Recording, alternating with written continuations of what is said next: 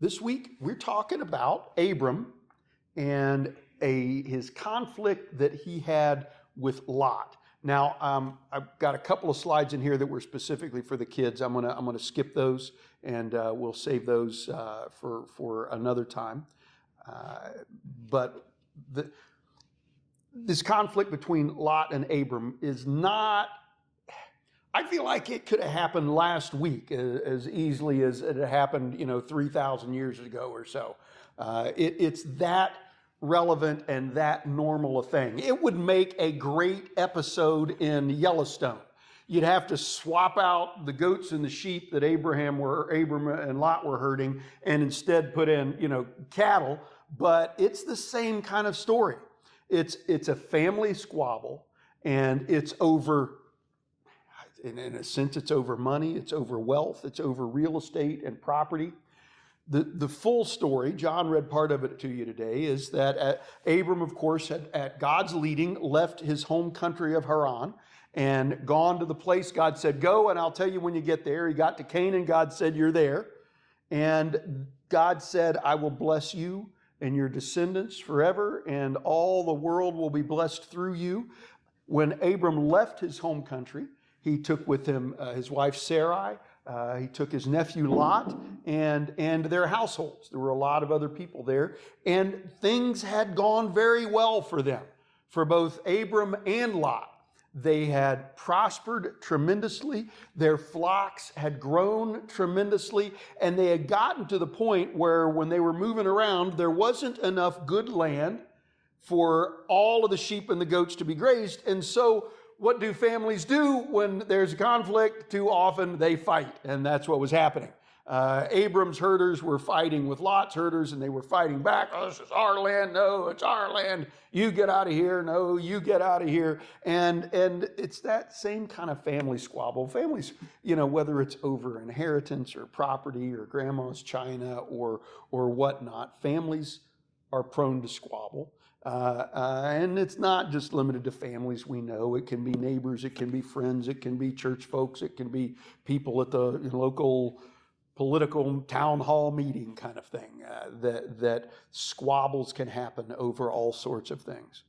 And the question is, when we are faced with those kinds of squabbles, particularly squabbles over stuff, are we going to take a me first attitude like Lot did, or are we going to take a faith perspective like Abram did?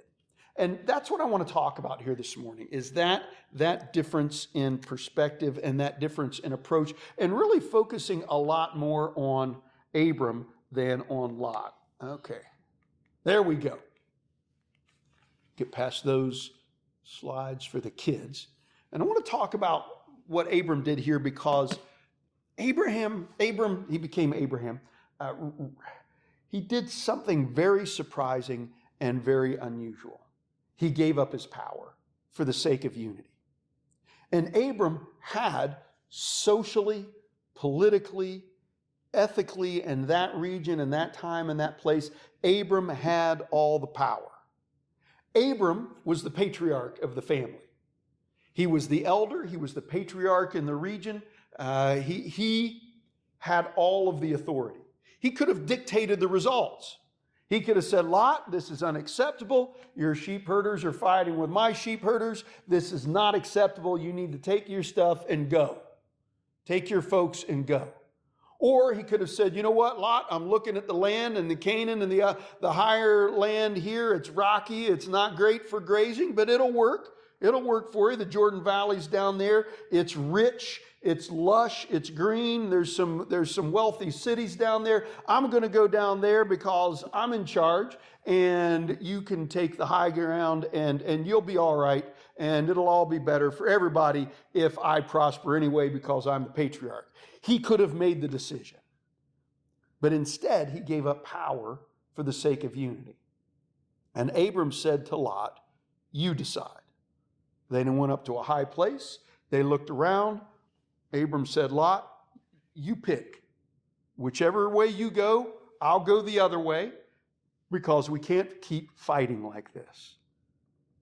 For the sake of unity, Abram gave up power. It's a hard thing to do in practical. In principle, that's easy. That's something I think, it's easy as a church person, easy as a follower of Jesus to say, I agree with that principle, that it is important to live by faith, give up power for the sake of unity. Much harder to do in actual practice. But Abram did it, and he wasn't perfect. We'll see instances. We've already seen instances as we've looked at his life and sermons here where he chose wrongly in similar kinds of situations. But here Abram gives us a tremendously positive example. By giving up power, he did a couple of things here. One of the things he did is he gave us a model of leadership that elevates the dignity of others.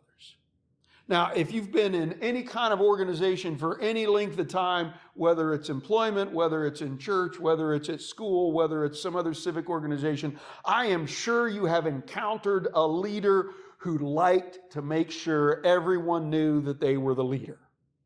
Whether it's the bullying sports coach at school, thank God, those are, again, I'm not picking on anyone in particular. I'm just picking general categories.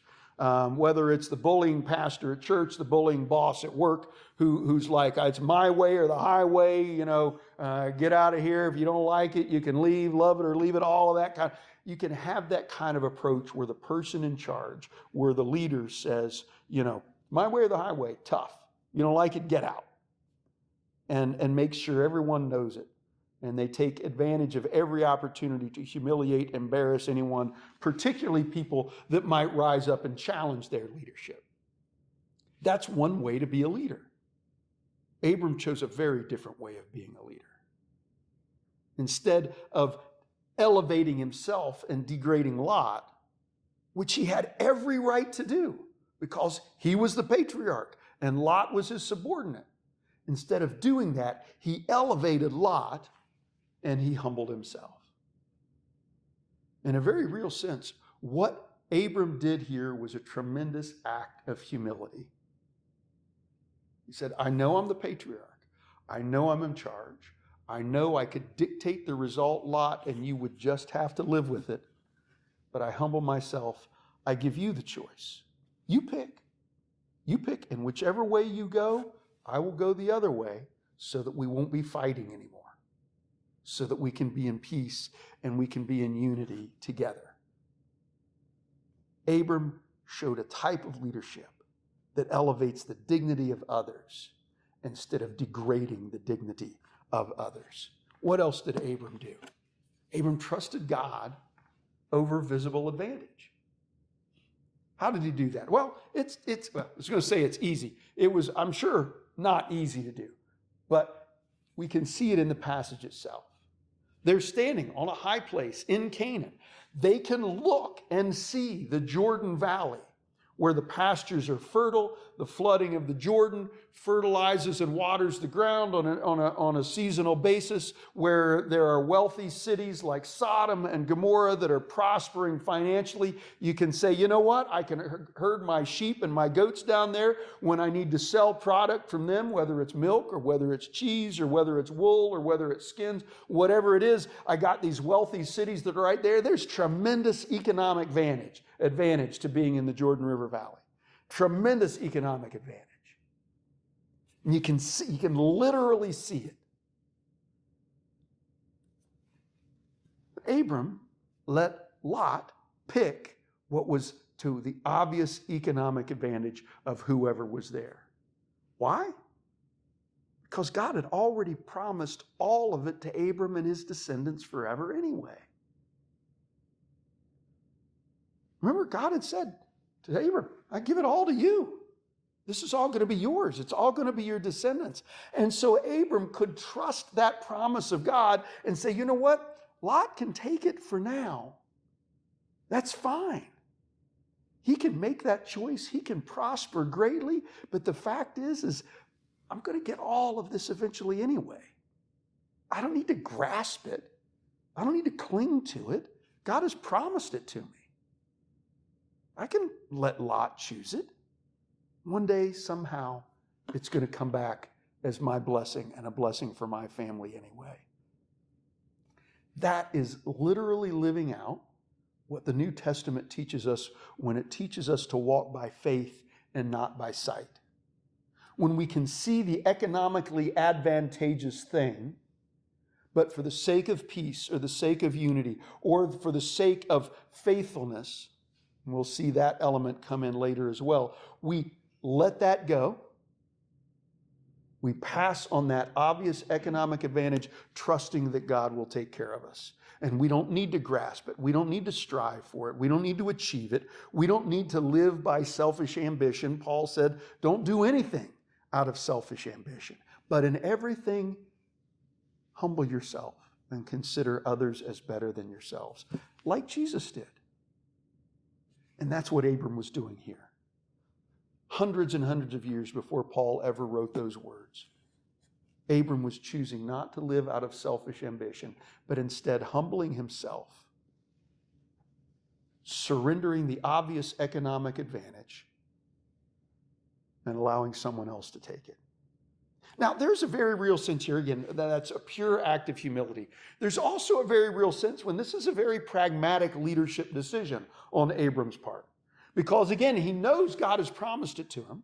He also knows if he just lays down the law, if he exercises his power and his authority as the patriarch and says, I'm taking the good land, Lot, you're going to have to do your best with the less good land, that could have simply sparked generations of family conflict. Or at least, even not generations, real soon coming up. Lot could have said, well, hey, that's not fair. I know he's got the right, but it's not fair that Abraham took that. You know, I've got kids. He doesn't have any kids. I need to support my family. It's just him and his wife. I should have that. I'm going to strengthen myself. I'm going to come back and take that from Abram. It could have just exaggerated the conflict. But by giving Lot the choice, it's Lot's choice. What does Lot have to complain about now? You can't blame Abram for taking advantage of him. You can't blame Abram for strong-arming him. It could be also a very pragmatic, practical, strategic decision. Lot, you decide. I know I'm going to be okay with whatever you decide because, again, I know what God has promised me. But I want you to be okay with what you decide so that we can put this conflict behind us. Abram trusted God over that visible economic advantage. And finally, Abram rejected zero-sum thinking. Zero-sum thinking. I've already mentioned one TV show, Yellowstone here. Anyone ever, been a Game of Thrones fan? Anyone? John's watched a little of that. John will know what I'm talking about. I'll explain it to everyone else. And in the Game of Thrones, there's a line where one of the main characters, who is not someone you want to admire or follow their example, a character by the name of Cersei Lannister, I'm talking about, not an admirable person. And Game of Thrones is what they call competition for power and authority, for literally a throne in that situation. And at one point, Cersei Lannister says to Ned Stark, when you play the Game of Thrones, you either win or you die. That's zero-sum thinking. Either I win or I die. It's if something is good for you, that means it must be bad for me. If something's good for me, that's bad for you, but tough luck because I've got the power and I've got the authority. Let's make it a little less Game of Thronesy. Let's think about pie. Anyone here like pie? In my opinion, the best pie in the world is lemon meringue pie. Nice homemade lemon meringue pie with a nice flaky homemade crust. Now, there are some people that like cherry pie. I don't understand that, but God loves you too. Let's say there are two pieces of pie. And Abram knows, like I know, that lemon meringue pie is by far the best pie. But there's a cherry pie there too. And Abram's going to give Lot his choice of the pies. And Lot could choose the lemon meringue pie and leave Abram stuck with the cherry pie. Well, stuck is a harsh word. It's still a pie. Pie's pie. Pie's good. Pie's good, but it's not a lemon meringue pie. Zero-sum thinking says, however much Lot picks is that much less that I get. and I could lose all of my favorite pie or half of my favorite pie. Because however much Lot takes, that's how much less I get. That's zero-sum thinking. God's economy is not a zero-sum economy. God's blessings, excuse me, God's blessings are infinite, not finite.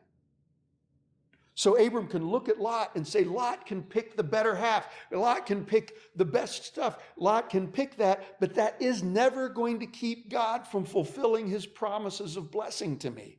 However much Lot takes, I still have God's blessings. And however much Lot takes, that does not in any way diminish what God has promised to me.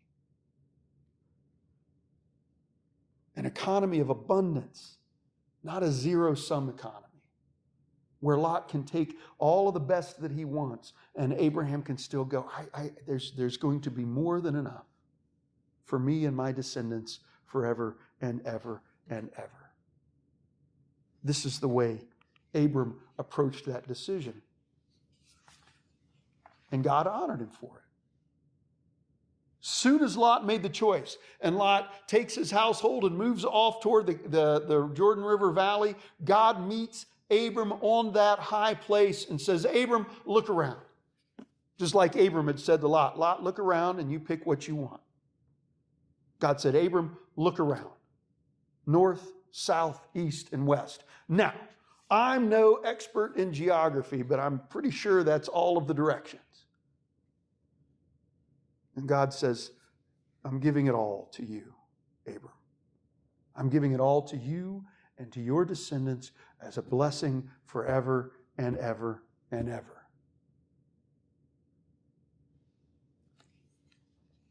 It's not grasping that secures our blessings from God.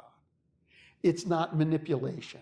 It's not the claiming of our rights that secures our blessings from God. It's faithful obedience that opens the door for those blessings. We don't have to reach out and grab it. We don't have to demand our rights. We don't have to stake our claims. We don't have to say, this is mine and I'll fight to the death for it. We can say, God, I will be faithful to you. And nothing can keep you from giving me the blessings that you have promised. Nothing. This is the way Abram was living. Living by faith, not by sight. Trusting in God's character, in God's power, in God's faithfulness to keep the promises that God has made. Living by faith. So how do we live by faith? How do we live this faith in our daily lives? I want to just give 3 practical ways to do that in the coming week or the coming weeks. Frankly, I think these are good things to kind of practice day in and day out, week in and week out, but 3 practical things that I want to offer us as a way of living this faith out in our daily lives.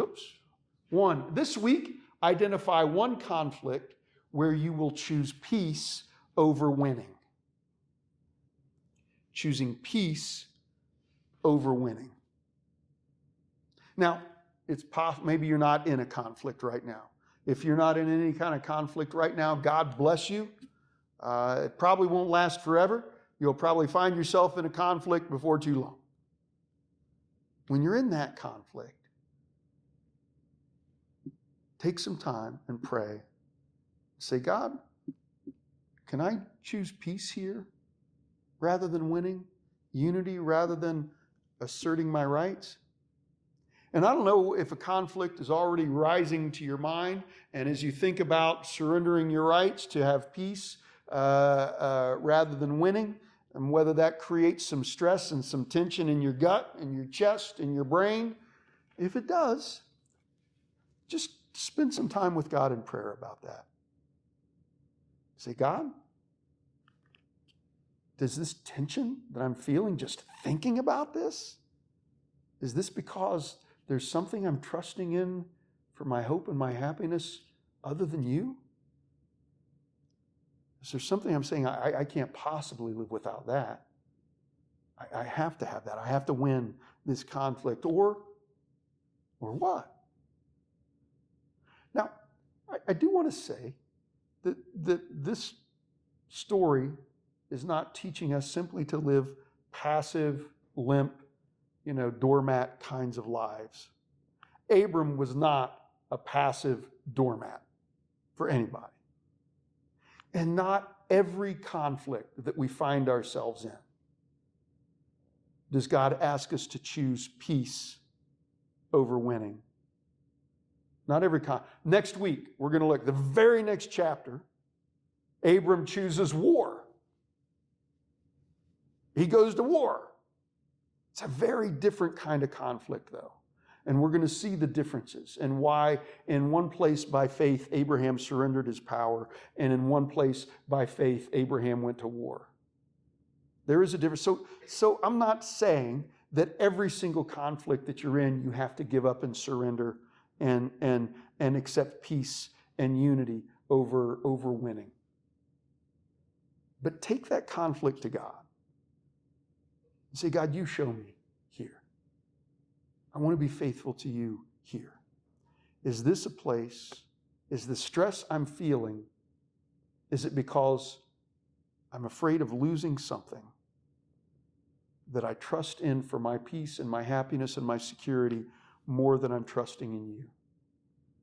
And if it is, ask God for the grace to surrender it and to choose peace over winning. Number 2, identify a lot choice that you might be having in your life right now. Or, it may come down later. Again, you might not have one in front of you right now. What's a lot choice? Lot was faced with this choice. He had a visible economic advantage, a decision that would provide immediate, visible economic benefit for himself and for his family. But it placed him very close to very unethical, very immoral kinds of behavior and living. We face those kind of choices. Do we tell the truth on our taxes? Do we lie to on our taxes? Do we fudge in this area? Do we lie? Do we deceive? Do we hide? If there's a real economic advantage, do I overlook? That's a lot choice. When there's something that's to our advantage, economic or otherwise, but it takes us right up to the line or maybe just over the line of what's moral and ethical, what do we do? And when you're in that kind of decision and have to make that kind of decision, in that kind of dilemma, I invite you to pray maybe how Abram prayed. God, help me trust you to provide for me where you've placed me. God, help me to not feel like I have to reach out and grasp and grab everything that looks like it might be to my advantage, even if it means crossing an ethical or moral line. Help me to trust you to provide for me. We saw there in that line where that Lot moved into the Jordan Valley and pitched his tents near Sodom. And we will see that Lot's decision cost him and his family dearly for generations to come. We'll look at that over the next few weeks. Think about those when you're faced with those things. Opportunities to say, you know what? That looks like it's going to be good for me in the short run. It's going to place me in a situation where I'm going to become the sort of person that I know God doesn't want me to be. God, help me to trust you instead of grasping after that. Third way to live by faith here. Support a local business person, family this week, not out of pity, but because God's economy rewards generosity. Being good to some. Maybe if you're going to go buy some groceries, maybe paying a little more to buy them at the farmer's market to support a local farmer or local family. Maybe shopping at a local restaurant or store rather than ordering it for cheaper on Temu or Amazon to support someone locally. Not out of a sense of pity, but recognizing, God, blesses and rewards generosity. Making basic economic decisions, not always on what's the best economically for me, but how can I live with an attitude of generosity, trusting that God's economy is not zero-sum, that I can be a blessing to others without losing God's blessing for myself. 3 simple ways, 3 practical ways. I suspect everyone in here is doing this kind of stuff already in some way. Just keep doing it if you are. If there's something on that list going, you know what, that one I got to work on it. Talk about it with God, pray about it, work on it. Work on it so that we can join Abram in living by faith rather than living with the attitude of me first. Trusting in God rather than feeling the compulsion to grasp and get as much as we can, even at the risk of degrading someone else, even at the risk of leading ourselves into moral and ethical compromise. But instead, we live by faith, not grasping but trusting God to provide all that we need. In Jesus' name, amen. Amen.